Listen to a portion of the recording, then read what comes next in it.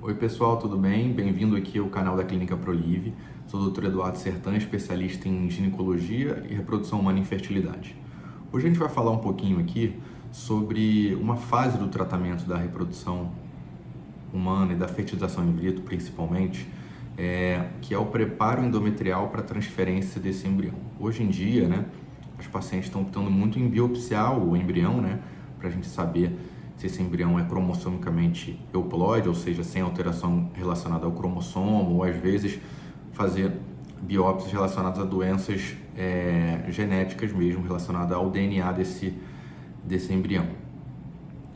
Então, geralmente, esses embriões é realizada a biópsia, eles são congelados por uma transferência no próximo ciclo ou 2 ciclos depois. E para a gente fazer isso, a gente tem que preparar esse endométrio para receber esse embrião. Então, assim, eu posso ter um embrião maravilhoso, biopsiado, euploide, com 46 cromossomos, mais os 2 sexuais. Se eu não tiver um endométrio receptivo para esse embrião, essa paciente não vai engravidar. Então, por isso que eu venho aqui falar hoje sobre esse passo super importante do tratamento, que na maioria das vezes a paciente não tem muita noção da importância dessa fase do tratamento, porque de fato quando a gente consegue um blastocístico, que de fato é a coisa mais difícil do tratamento, um ótimo embrião, a gente enxerga isso como um grande sucesso, e de fato é. Só que a gente tem essa outra fase do tratamento, que também é de extrema importância, como eu falei. Se a gente não tiver um endométrio receptivo para esse embrião, por melhor que seja o embrião, a gestação não vai acontecer. Então, esse vídeo é bem informativo para a gente mediar as expectativas e explicar que após conseguir um bom blastocista, um bom embrião, a gente tem essa fase que às vezes pode ser impeditiva da transferência do embrião. Então eu vou aqui explicar quais são os critérios, como que a gente faz esse preparo e quais são as dificuldades que podem acontecer. O preparo endometrial nada mais é do que a gente deixar esse endométrio, que é esse tecido de dentro, interno do útero, semelhante ao endométrio da paciente depois que a paciente ovula, para receber esse embriãozinho. A mesma coisa quando a paciente tem uma gestação natural, esse endométrio passa por todas essas mudanças e o embrião chega lá numa fase específica de tamanho de endométrio, de espessura, de aspecto, e é isso que a gente tenta mimetizar no preparo de endométrio. E ele pode ser feito de algumas maneiras, Ele pode ser feito de forma natural, ou seja, essa paciente não toma pílula, não toma nenhuma medicação, e a gente vai simplesmente acompanhando um ciclo ovulatório dela natural, e a gente vai acompanhando o crescimento desse endométrio.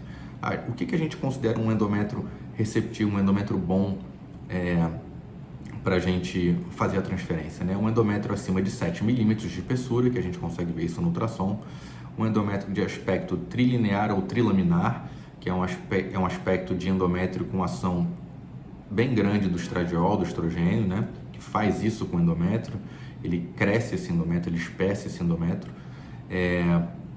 Então a gente tem que ter esse aspecto e algumas outras características importantes relacionadas aos hormônios produzidos, que dão pra gente uma noção boa de quando essa paciente está ovulando, se ela já ovulou ou não. Por quê? A gente sabe que o embrião que geralmente a gente transfere é um embrião que a gente chama de blastocisto, que é um embrião no 5º ou no 6º dia.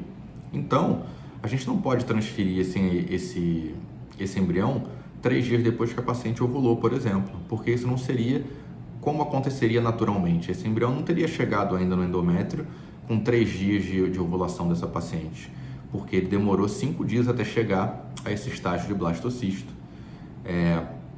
E é assim, e nesse tempo que a gente vai transferir ele para dentro do endométrio se ele tiver 5 dias.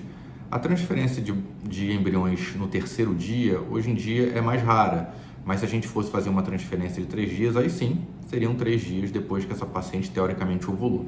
E como que a gente sabe que essa paciente ovulou ou não? Nesse ciclo natural, a gente vai observar o folículo e vai fazer doses de hormônio, principalmente da progesterona e do LH, que a gente sabe que esses hormônios, eles aumentam depois da ovulação. O LH vai aumentar um pouquinho antes dessa ovulação acontecer. Então a gente tem esse parâmetro. Uma outra maneira que a gente consegue fazer também é dando medicações para mimetizar um ciclo ovulatória dessa paciente. Então, no início, a gente vai dar o estrogênio, pode ser por comprimido, pode ser adesivo, pode ser gel, que é aquele hormônio que vai fazer o crescimento do endométrio. Então, a gente vai dar esse estrogênio para essa paciente e vai ficar acompanhando como esse endométrio vai reagir pela ultrassonografia. Então, a gente tem que observar um endométrio maior que 7 milímetros, né? E nesse aspecto trilinear, trilaminar que eu expliquei para vocês. Quando a gente consegue isso, a gente dosa a progesterona dessa paciente, vai olhar ali se essa progesterona está menor que 0,1, e se tiver menor que 0,1, a gente sabe que essa paciente ainda não ovulou, então a gente tem bem ali na nossa mão o ciclo dessa paciente, e aí a gente vai começar a dar progesterona para ela, que é a gente falando para o corpo, ou para o útero, para o endométrio, essa paciente ovulou, que é o hormônio que é produzido depois que essa paciente ovula pelo corpo lúteo. Então a gente vai dar a progesterona por 5 dias e vai transferir no 5º dia completo de progesterona, porque é o que bate com os 5 dias de desenvolvimento do embrião do blastocisto. Então, isso é uma forma de preparo artificial. E também tem um preparo que a gente vai fazer o seguinte, a gente vai dar alguns remédios para essa paciente que estimulam o ovário dela a ovular, a crescer em folículos. Isso vai, e é uma técnica que tem sido feita, que tem demonstrado bastante sucesso.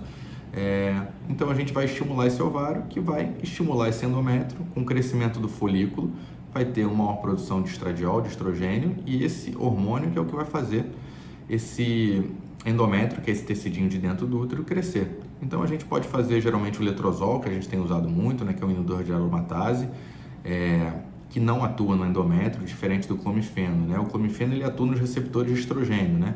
Então, mas ele não é seletivo, ele não atua somente nos receptores de estrogênio da hipófise, por exemplo, que é onde ele atua e faz com que a gente consiga uma indução de ovulação. Ele atua também nos receptores de estrogênio do endométrio, então é muito difícil, a gente às vezes tem um endométrio mais fino, que não cresce da maneira adequada. Então a gente não usa o citrato de clomifeno, por exemplo, para esse tratamento, para esse preparo de endométrio, né? Então, o que pode dar de errado nisso, né? Eu falei aqui, parece muito simples, né? Quando eu falo assim, explico, né? Tá dando tudo certo, né? Algumas pacientes podem ter dificuldade desse endométrio crescer. Por mais que a gente dê remédio, por mais que a gente dê estrogênio comprimido, por mais que a gente dê o adesivo, o gel, independente da via, esse endométrio às vezes não chega no tamanho adequado, que são pelo menos 7 milímetros. Ou às vezes chega e não está com esse aspecto trilaminar que eu expliquei para vocês. Então, por mais que ela tenha um embrião ótimo, um embrião biopsiado, uma classificação muito boa pelo laboratório, se a gente transferir esse embrião com endométrio não receptivo, ela não vai engravidar.